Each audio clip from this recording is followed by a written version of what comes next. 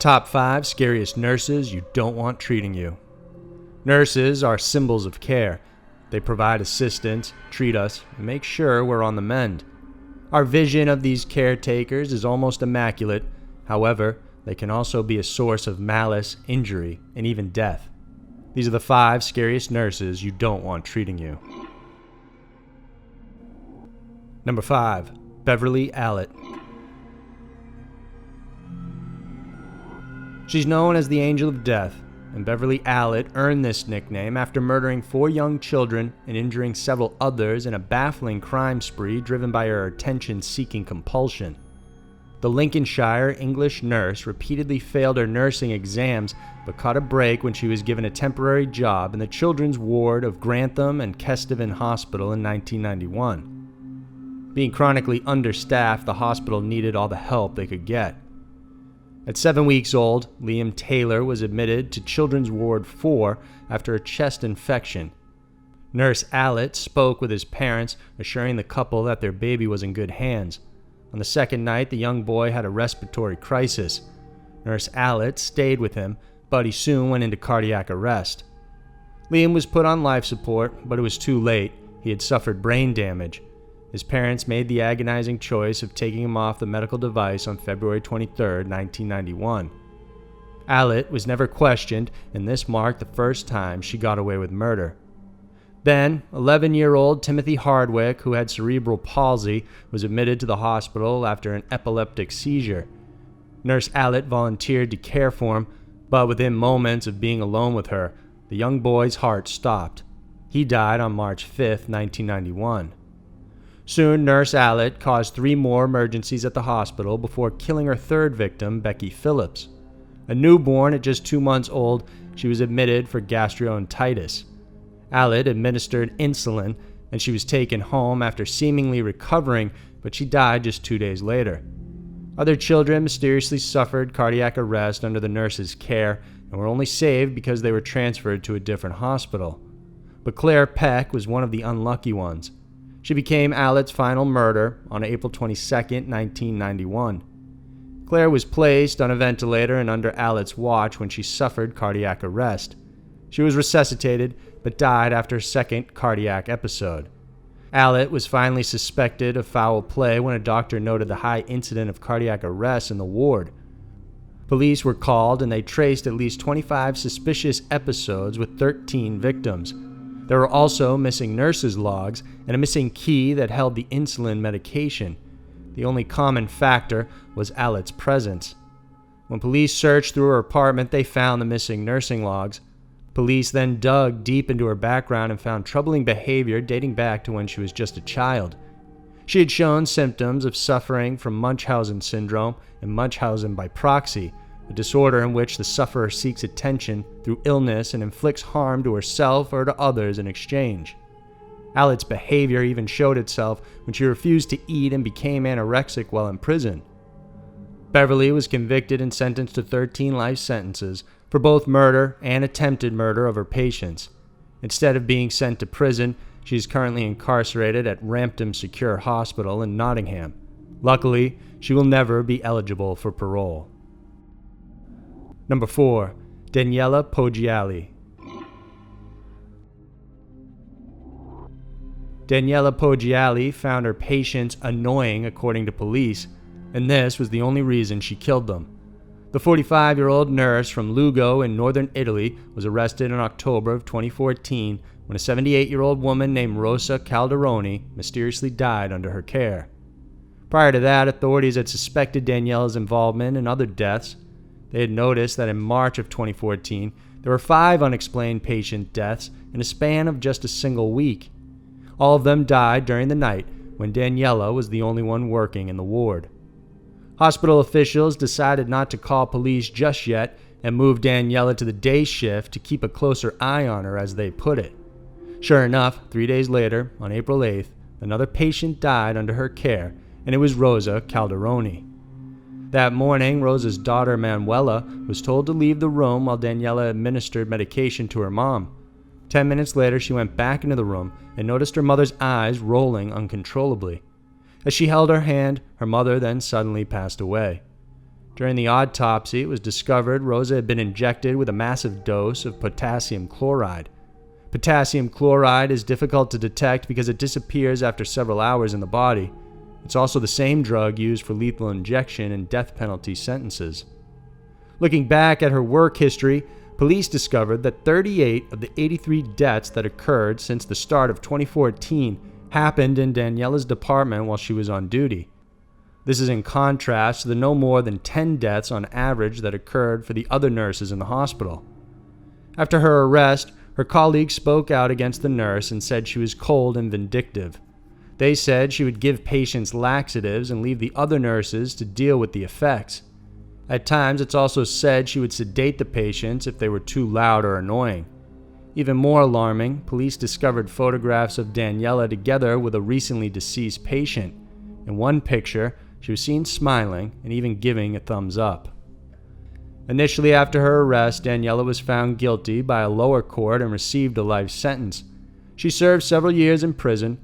However, an appeals court reversed the verdict and found her not guilty, then ordered her to be released immediately. Unfortunately, despite the alarming amount of coincidences regarding the deaths of patients around her, Daniela was released and has since lived life as a free woman. Number 3. Charles Cullen. Described as the most prolific nurse killer in recent history, Charles Cullen killed patients because he didn't want to see them suffer and wanted to help them. At least in his own twisted mind, that's what he believed. Born in West Orange, New Jersey, Cullen is the youngest of 8 children. By the time he was 9 years old, he attempted his first suicide by drinking chemicals from a chemistry set. This would be the first out of 20-plus suicide attempts for him. Cullen later dropped out of high school after his mother died in a car accident. He joined the U.S. Navy, serving aboard submarines USS Woodrow Wilson, before being transferred to the USS Canopus because he was showing signs of mental instability. After his discharge, he enrolled in a nursing course at Mountainside Hospital School of Nursing in Montclair, New Jersey, where he rose to the position of class president and graduated in 1987. He then began working at St. Barnabas Medical Center in Livingston. The hospital became Cullen's training ground for killing. He murdered his first patient on June 11, 1988, by administering a lethal dose of intravenous medication to Judge John Yengo Sr. By his admission, he killed 11 patients this way, including an AIDS patient who died after he gave him an insulin overdose. Cullen left St. Barnabas in 1992 because authorities became suspicious of the contaminated IV bags. The investigation concluded Cullen was likely the culprit, but no action was taken. He then took a job at Warren Hospital in Phillipsburg, New Jersey. He said he killed 3 elderly women there by overdosing them with a heart medication called digoxin. One of the ladies told a family member a sneaky male nurse injected her with something while she slept, but no one believed her. Then, the following year, in 1993, Cullen's personal life took a blow. He suffered a divorce and was cited in the papers as an alcoholic and abusive husband. Later that year, he broke into a coworker's home and began stalking the woman. Cullen said he attempted several suicides that year and left Warren Hospital by December. Then he began working at Hunterdon Medical Center. He said he didn't kill anyone there for the first 2 years. This couldn't be corroborated since hospital records had been destroyed during the investigation in 2003. By 1994, Cullen had become a licensed nurse in Pennsylvania. He admitted he killed 5 people in the first 9 months of 1996. In 1997, his depression and psychiatric problems increased, but despite this, in 1998 he was hired by one hospital after another in Pennsylvania. Because of the shortage in nurses and no proper accounting of mental issues and other reporting mechanisms between hospitals, he often got away with his actions. In 1999, he began working at St. Luke's Hospital, where he killed 5 more patients and attempted to kill 2 others over the course of 3 years. Authorities discovered vials of drugs were missing and traced it back to Cullen, and he was fired in 2002. At least 7 nurses came forward and told police they suspected Cullen was killing patients, but authorities never looked into his background, and the case was dropped. He soon found more work at Somerset Medical Center, and here he murdered 8 patients using digoxin and insulin as his drugs of choice. By this time, suspicions were high around Cullen. A director from the New Jersey Poison Information and Education System even informed Somerset Medical Center in July of 2003 that an employee was likely killing patients, but the hospital didn't contact authorities for another 3 months. In the meantime, Cullen killed 5 more people and even began having sex with his victims. He was finally fired in October of 2003 after his past was revealed and the suspicions around him were brought to light. Cullen was arrested on December 14, 2003. He admitted to killing patients and was charged to 18 life sentences. About 25 to 35 patients are directly linked to Cullen, but since hospital records have been destroyed in some facilities, it's believed that during his 16-year career as a nurse, he may have killed as many as 400 people. Number 2. Stephan Letter. At the same time American killer nurse Charles Cullen was killing patients, German nurse Stephan Letter was doing the same. From January of 2003 to July of 2004, the nurse killed more than 29 people while working at a hospital in Sonthofen, Bavaria. For a year and a half, he smiled and cared for patients, but behind everybody's backs, he was eliminating them one by one. Doctors and colleagues first suspected something was amiss in their hospital when they realized large amounts of tranquilizers had gone missing from their stocks. The staff compared the clinic's duty rounds with the dates the drugs went missing, and it pointed to Letter as the main culprit. When a police investigation began, they saw unsealed vials of the same drugs in Letter's home. When confronted by authorities, Letter began confessing to at least 16 murders, but admitted that there might be more. The hospital studied their records and realized at least 80 people had died between February 2003 and July of 2004, the time when Letter worked there. The deaths began just a month after he first came in as a nurse. As soon as the hospital and authorities suspected foul play in the deaths, they exhumed 42 bodies, all of them dying during Letter's shifts. An additional 38 bodies could not be investigated because they had been cremated. One patient was 79-year-old Beata Gell. She was taken to the Sonthofen Clinic in April of 2003 with a suspected heart attack. By the afternoon, she was up and cheerful, even chatting with her daughters. However, by 10 p.m., she was dead. Another victim was 73-year-old Pilar Penador. She was admitted to the hospital for respiratory problems, but was well enough after a short amount of time that she even started talking about vacationing in her homeland. However, she would not make it, as Letter injected her with medication, fatally killing her in July of 2004. Letter's victims ran the gamut from 40 to 94 years old. His weapon of choice was a powerful drug called listhenin, often used as a muscle relaxant. Many of those exhumed showed traces of the drug in their system.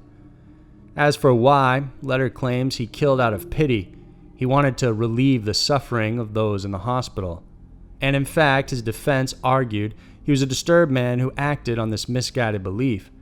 However, this is contradictory to the status of many of the patients. Most of them were in fact not dying and were even on their way out of the hospital until Letter intervened and decided to kill them.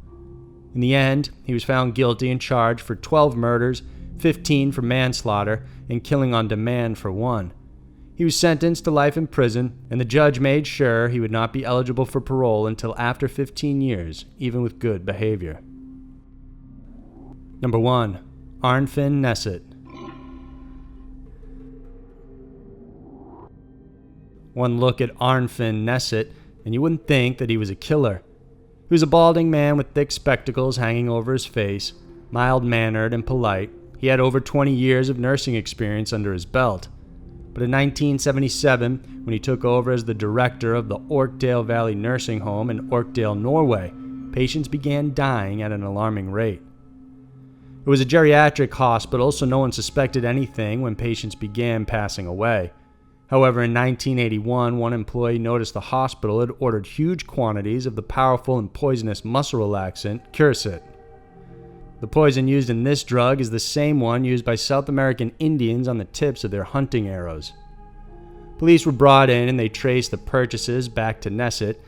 Initially, they just wanted to know why he ordered so much, and he said he purchased it to kill the wild dogs in the facility. But then something happened. Inexplicably, He began confessing to murdering as many as 27 patients. Nesset was arrested from his confession, and during the nearly 2-year investigation, police were able to conclusively tie him to 22 murders. But it seems he had killed even more. He told authorities, "I killed so many, I'm unable to remember them all." Police tried to trace patients' lists from 3 institutions Nesset had worked at throughout his career. They couldn't obtain most of them, but managed to get a partial list. If true, his number of victims could be as high as 62. Autopsies weren't of help, however, since curacid is hard to trace over time. During his trial, Nesset was played off as mentally unbalanced, but 4 psychiatrists were brought in and pronounced him sane and fit for trial. He recanted his confessions one day before the trial and pleaded not guilty to the charges. However, jurors still found him guilty of 22 counts of murder, 1 count of attempted murder, 5 counts of forgery, and 1 for embezzlement. Even though he had more victims, he was sentenced to 21 years in prison, the maximum penalty in Norway at the time. He was also ordered to serve 10 years under probation. Shockingly, Nesset only served 12 years in prison and the 10 years of probation. It's believed Nesset is still alive today and living under an assumed name. So there were the top 5 scariest nurses you don't want treating you. Death can come at any time, but it's hard to imagine when it comes from the hands of nurses, people who have sworn to care for you at your most vulnerable time. If you like this video, then please subscribe to our channel. We have new videos coming out every Wednesday and Saturday that we know you want to check out. Thanks for tuning in, and I'll see you soon.